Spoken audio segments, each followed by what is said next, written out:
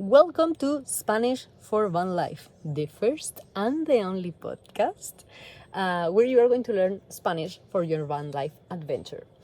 In this podcast, we are going to learn how to introduce ourselves in Spanish. How I'm going to introduce myself in Spanish, and then so you can know me a little bit more better, because you need to know who is going to be your teacher, right? So let's start it. And before that, I'm going to really recommend you that you download the transcription. So if you read the thing that I am saying in Spanish and you are listening to it, you can improve these two skills, reading in Spanish and also listening. So do it. Well, do it if you want. If you don't want, just listening to me. But I think that's much better if you do, if you improve two skills at the same time. So, vamos a empezar. Me llamo Cris. Soy española. Tengo 32 años. Viajo en una furgoneta o viajo en camper. Tengo una perra. Ella se llama Chipa. Soy profesora de español. Viajo en furgoneta desde septiembre. Yo ahora estoy en Brasil. Yo quiero ir como destino final a México. Yo hablo diferentes idiomas. Hablo inglés. Primero hablo español porque soy española. Hablo italiano porque yo viví un año en Nápoles, en Italia. Hablo francés porque yo viví 8 meses en Toulouse. Hablo inglés porque yo viví medio año en Canadá y un año en Inglaterra, y porque viajo mucho. Hablo lengua de signos española, soy intérprete de lengua de signos española, porque cada país tiene su propia lengua de signos. This can be like a topic of other podcast.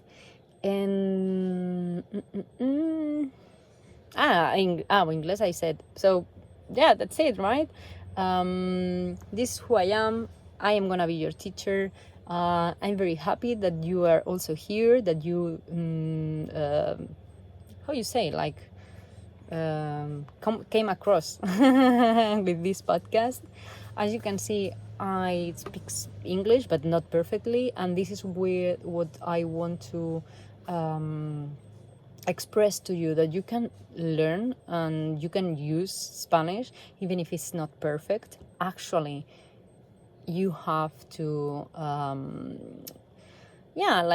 have a good relationship with mistakes, and also not be sure, in Spanish we say incertidumbre. I don't know how you say that in English, like when you don't know what is going to happen, if you are saying the things right or not. But who cares? The most important thing is that you express yourself, you are being understood, and you also understand other people.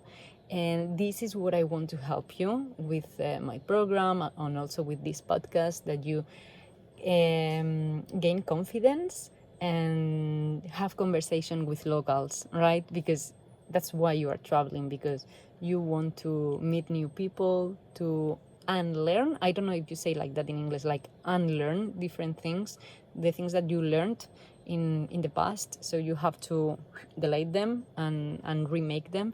And the best thing to do that is when you have conversations with locals, and there are two ways. You can be someone can explain to you in another language, or you can understand what he or she is saying with the language and the knowledge that you earn like that, or you take, and then goes to your body, and then your brain, it's much bigger because you are living the experience it, instead of just someone tells you the story, and that's it. It's cool. It's also cool. I mean, when I'm going to Turkey for 2 weeks, I could actually I did that when I went to Morocco for 5 days, I think, something like that. And I took a course before, but it's because I really like to learn languages. But I mean, I'm not going to learn Turkish just for 2 weeks. You could, and people can explain to you the things in English. But I mean, now that you are going to travel in Latin America or in Spain, and then you want to ¿cómo se dice? You want to have the full experience, and you know that Spanish, it's spoken in I don't know how many countries. Just Mexico is like 170 million people or something like that. If we are talking about the quantity of people that they are like living, Mexico has more than more than Spain. So if you have to study like some variety, like everyone should say Mexican is better. But the point is that it's not important that if your teacher is for one country or another, or if you even learn for example, the variety of Argentina, and then you travel to Mexico, because the language is the same. And the only thing that they are going to say to you is like, oh, where did you learn Spanish? Because your accent is from Argentina, for example. It's very nice, no? This is something that we can discuss in another day, like how beautiful it is when you have one accent and then you go to another country. That's happened to me, for example, in Italy. I learned Italian in Naples, and then when I went to Milan, they were saying to me, wow, you have this southern accent, very Napolitan. And I was like, oh, thank you so much, because that want to say that you went into that culture. And yeah, it's your backpack, we say. I don't know if you say that in English, like when you have a backpack full experience and all the learning things that you learn.